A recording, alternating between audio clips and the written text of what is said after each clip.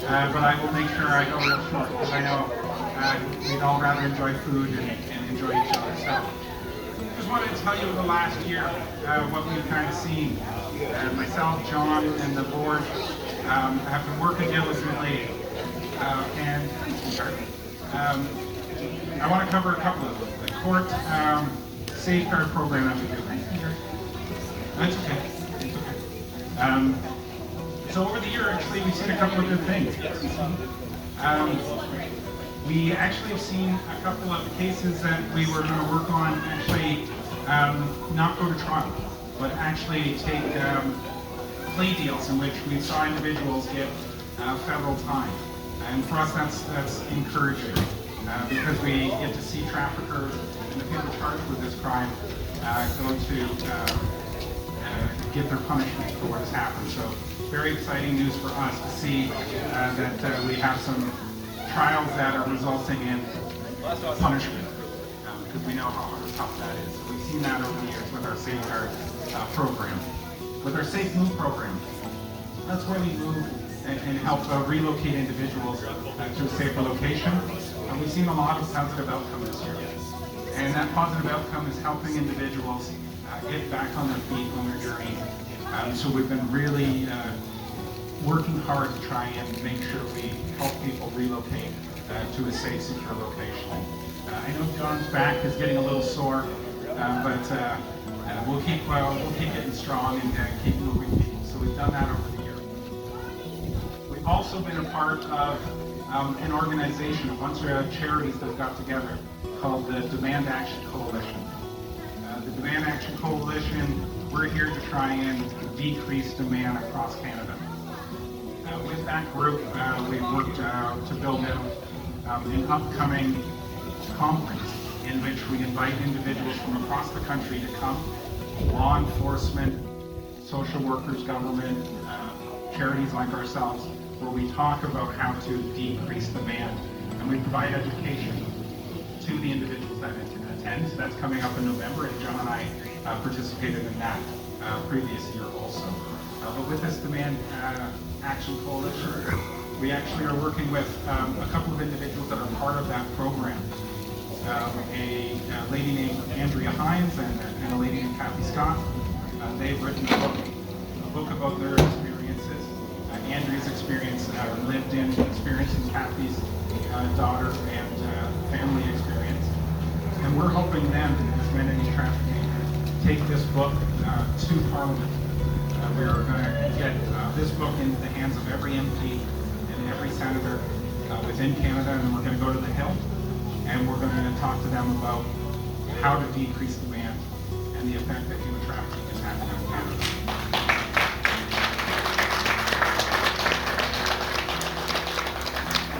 So there's still a lot to do. We're definitely evolving and growing as a charity. And you know, when I think about it, it was funny. I was talking about this with my daughter last night. Is, you know, it's like David and Goliath, right? We do seem to be up against a towering monster. It's got shields and a sword and a spear, and we're here with a sling and 5 stones, right? But what I said to my daughter last night is that story's not about you know, beating the large Goliath. That story's about that you're not alone, right? That we are here and we have each other, and we're not alone. God's with us all. So we're just going to keep moving forward, and we appreciate your support. Please share the message about Men Ending Trafficking, and I'm going to bring John up to talk a little bit more and to introduce a special guest of ours. So thank you for attending, and we really appreciate it.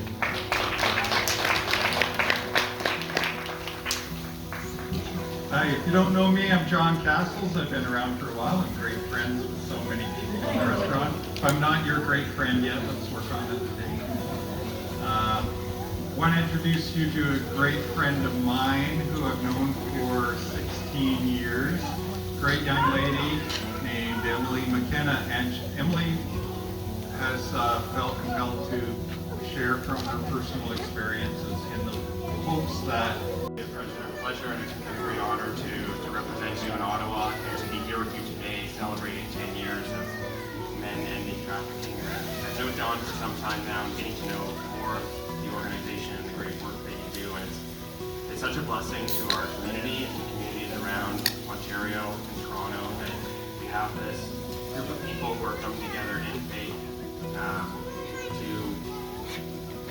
push against those who are trying to take advantage of people in our community and our sons and daughters. And I want to thank Emily for her testimony. Let's just give her another round of applause.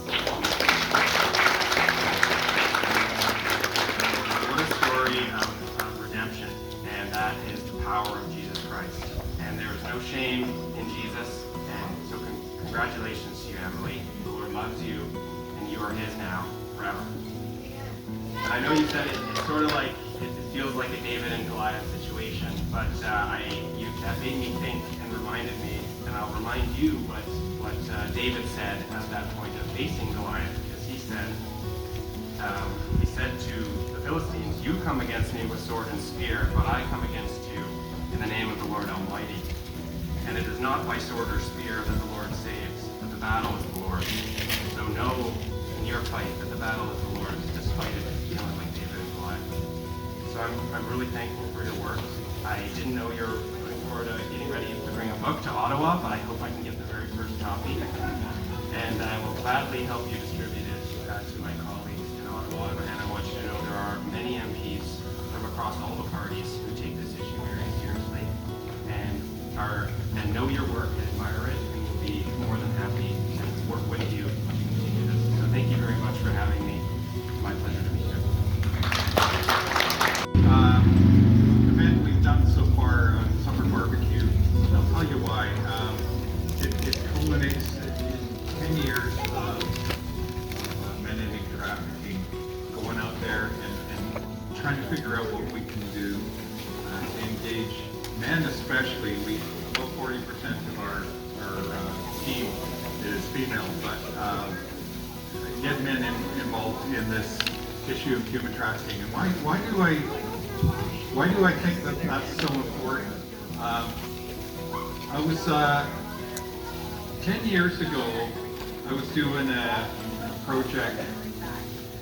I was doing a lot of public speaking, and I'd be speaking in a church. And typically, what I do, they'd give me a time slot, not during the service when everyone's there, but maybe at lunch afterwards.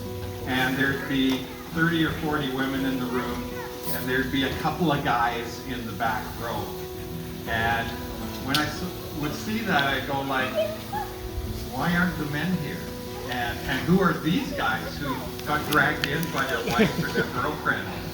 And then I'd pick on them and I'd say, what are you guys doing here? Don't you know this is a women's issue, largely? And what do you think you're doing in here? Do you feel weird? And I'd say, you know what though? Thank you for coming, and I'll tell you why. The issue of exploitation in the sex industry is entirely caused by the behavior of men in Canada. Entirely. And you know what? We probably need to strengthen the male leadership on this issue. And I want to thank you.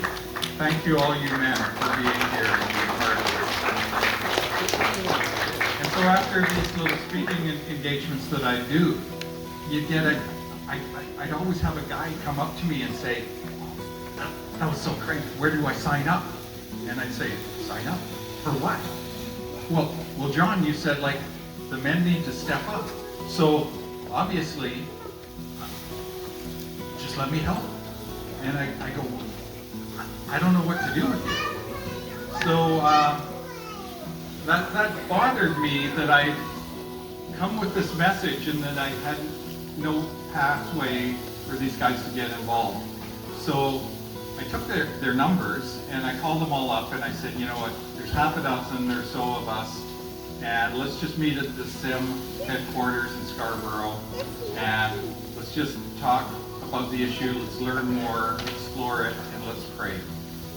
I don't know what else to do. But we began to do this monthly. Andrew was one of the guys who was early on the team there. Thanks, Andrew, for all you do. And that's literally what we did for the first like 4 months. And then things just started to come together. And out of that, we began to be asked to do awareness presentations. A young lady asked us to provide some protection for her as she went to court. Another survivor colleague of mine said, nobody's doing a Christmas banquet for these girls. Like, can you guys do it? And I said, who do you want to do it? The Men Ending Trafficking. Didn't you say you're starting something? Well, buddy, like nobody's doing a Christmas banquet. I think you guys should do it. And so that we started, and we've done now a ton of banquets in Toronto, and we have one that we assist with, we partner with in Vaughan as well, and those events are just such a blessing, both for us and all those who attend.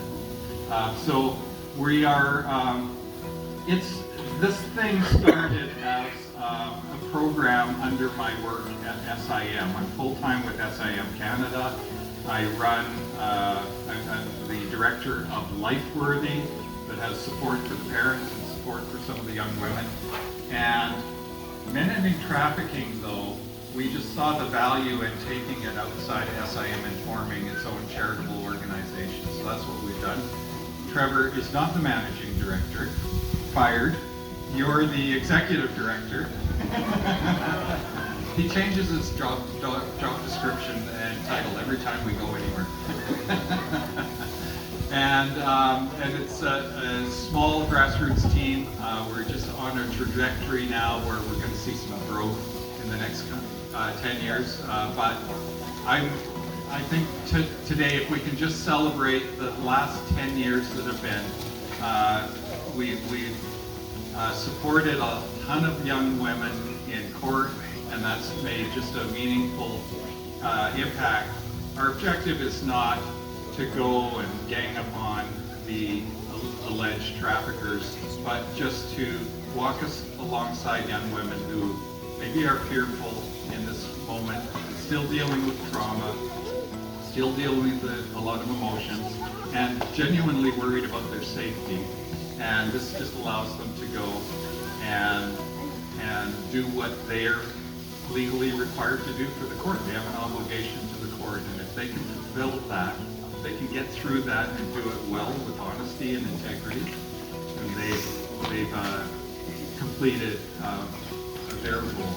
And so we've seen actually through, and we think we've been able to provide an influence that way in seeing justice being done in a lot of cases. So we've seen a lot of perpetrators be sent into the federal penitentiary system for multiple years. So a lot of cool stuff happening, but right now, Claudia, thank you for bringing the cake. We've got a 10-year anniversary cake. We'll get one of the guys to pull out a big sharp knife and start putting it on pieces, on plates. There's some plates and forks there.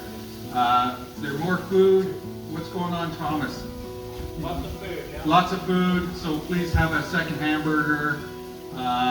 There's some sides there, I think, lots of chips, and thanks, Derek, for getting the cake going.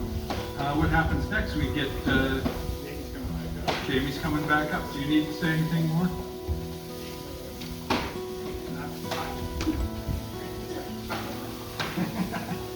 The only thing I'd like to say is that, again, I'd like to thank Jamie for giving us time. Thanks, John, for the 10 years. Please, everybody, have a piece of cake and really enjoy yourself for the rest of the day. So, Jamie, Come up now and take a few minutes and share with you.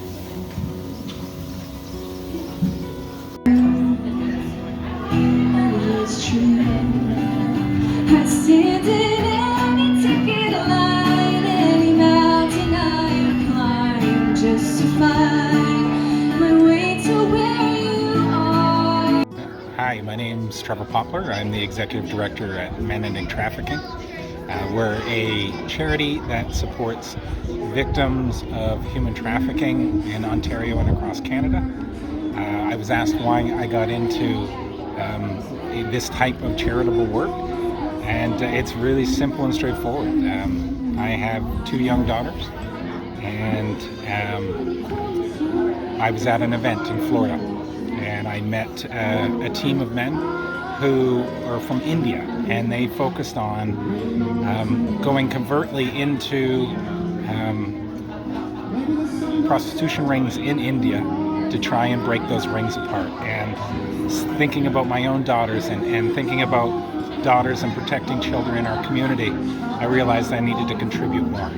Then Men Ending Trafficking, with John and the team, we found each other, and I've been helping to build out this charity ever since.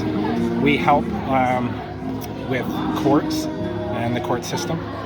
We help with safe moves, which is moving individuals from a hazardous location to a place that's safe. And we provide awareness of what's going on in the community. Go to Men Ending Trafficking, see us online, and you can see what we're about. But what I'd say is, men out there, if you're not paying attention to what's going on in your community in regards to human trafficking, understand it's happening in your community. It's happening across Ontario.